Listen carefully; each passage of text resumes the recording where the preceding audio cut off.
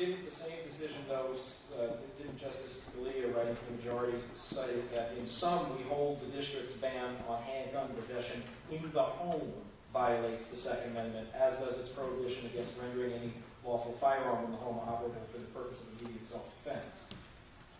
How does that jive? It seems like we've got some conflicting language here, because there are people who believe that that decision would apply to handguns in the home. That applies to both handguns in the home and also handguns carried out in public. Okay. Is that your understanding, Assemblymember? Heller was very clear that there are circumstances where ownership of guns in a home are allowed. That was what the ruling was in the D.C. versus Heller. Out in public, in places that in California we already restrict them, in their schools, courthouses, airports, the U.S. Supreme Court did not identify or did not speak to those restrictions. It was strictly in the home for personal protection. Can I jump in here Real quick. Basically, let's go back to the California Constitution. Ms. Saldana, you sworn up to that. Article 1, Section 1 of the California Constitution protects life, liberty, and the ability to protect property, as well as the ability to pursue and obtain safety. So even if you didn't believe in the Second Amendment on the federal level, you would have to acknowledge that at the state level, at least, the Constitution grants us the right to be able to be safe when we're going about our business. Well, and it's amazing or gratifying to me that for over 150 years people have done so in California without openly carrying weapons. That's actually not correct. That is not correct at all. Open carry has been legal in the state for decades. Actually, there was a prohibition. Actually, what you're doing is you're trying to take away a right that's basically been part of California since its inception, and you're trying to pretend like this is a new right that we are trying to put forward. You need to readjust your evaluation situation and address the fact that you are taking away personal rights from people. If I may, perhaps we can save our applause for the end and give us a little more time to get to all of these wonderful questions that we have here. Can either of the gentlemen here, Mr. Chang, Mr. Shahab, please describe or cite the data that proves the open carrying of firearms prevents crime and makes the public safer? We have had a decline in violent crime rates over recent years, but it almost seems in some ways that you're arguing the proof of a negative in terms of, well, I'm safer because I have not been attacked because I am openly carrying.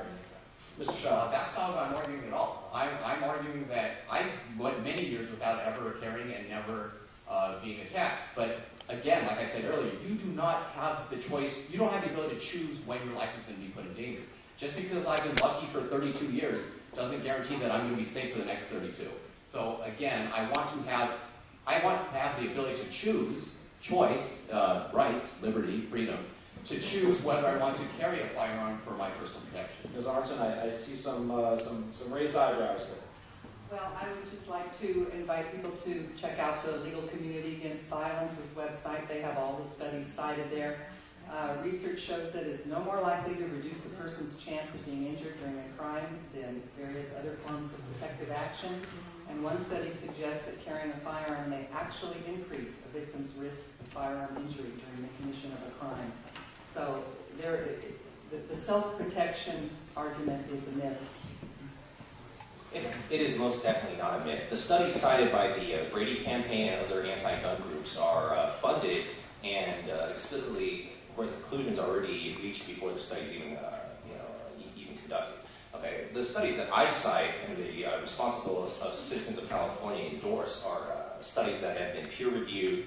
For instance, such as the Mauser-Kate study, which has been peer-reviewed. It's been published in the Harvard Journal of Law and Public Policy. On volume 30, number 2, pages 649 to 694. And let me quote you directly from that study. Okay. Quote, whether gun availability be viewed as a cause or a mere coincidence, the long-term macrocosmic evidence is that gun ownership spread widely throughout societies consistently correlates with stable or declining murder rates. This pattern simply cannot be squared with the mantra that more guns equals more death, and fewer guns equals less. Whether causative or not, the consistent international pattern is that more guns equals less murder and other violent crime. As of 2006, 40 states have adopted laws under which guns become vastly more available to law-abiding, responsible adults, i.e. 3.5 million Americans are legally entitled not just to keep guns in their homes, but to carry concealed handguns with them wherever they go. But this has not resulted in more murder or violent crime in these states. Rather, adoption of these statutes has been followed by a very significant reduction in murder and violence in those states. Assemblywoman Saldana. Well, if this were the case, then the governor of Oklahoma would probably have signed a bill recently that would have allowed open carry of loaded guns in his state. The legislature did not overturn that veto, and the governor cited at the time that he was concerned that this would increase the danger to citizens in his state by allowing open carry of guns. And so where the research, and I'm not familiar with the research that's been cited, but it seems very clear that the United States leads in handgun deaths. Looking at other countries that have different laws about gun ownership, they have remarkably fewer incidents of homicides as a result of firearms. And recently in San Diego, I was with our Family Justice Center, and they have done research that found that the presence of guns in homes leads to increased domestic violence and homicides with the use of firearms. So guns in general, the presence of guns definitely does have an impact. And at least one governor within the last month has found that increasing the number of guns in public is not in the best interest of the state's public safety goals.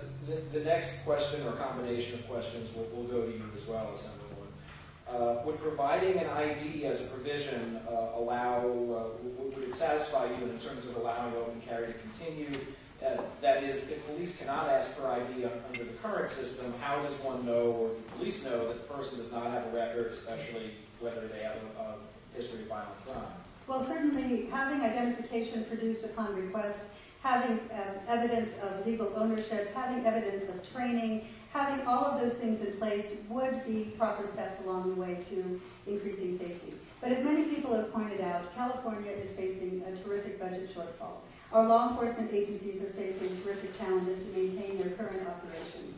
And so what we decided is to do something that was relatively simple for them to manage, which is not have to deal with open carry at this time. And if someone wants to develop better terms in the future, they would be welcome to do so. Mr. Shahab. I'd like to point out that when I first heard that Ms. Saldana was considering introducing legislation to ban open carry in the state of California, I did reach out to her office numerous times. I spoke to a number of people in there, and I was told that she would be glad to speak with me about the legislation before she actually introduced it.